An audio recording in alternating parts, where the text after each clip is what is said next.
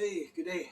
Um, Today I am installing a water supply line for a toilet, and the location you want to have your supply line is to the left of your sewer, your 3 inch.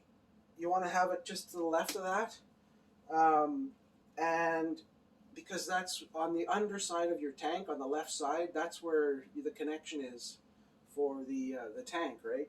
So your water supply line needs to come out of the wall there because that's the side you're connecting to your tank. So it makes sense, right? And the height you want this off the floor is 6 to 7 inches. That's what I always go with. Now here I'm going to have a 1 inch subfloor and I think a vinyl, a laminate. So I'm going to go 6, 7, and a bit. So I'm going to have it come out about here.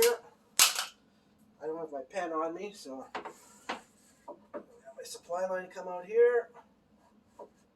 Just do that. Then you got your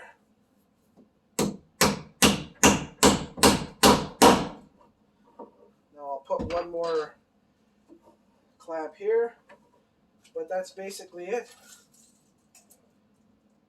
Now that's just over 7 inches, so that'll accommodate for my subfloor.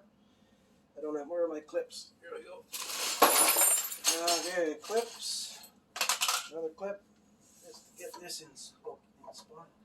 And make sure it's sticking out of the wall at a 90-degree angle. If you can, as best as you can. Looks good.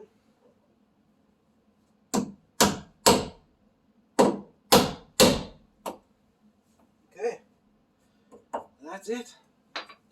6 to 7 inches. Now you do that because you want to, unless you're having huge baseboards in your bathroom, 6 7 inches is always going to be high enough. You don't want to go higher because it's harder to work with. This is just a good location. All right. Thanks for watching.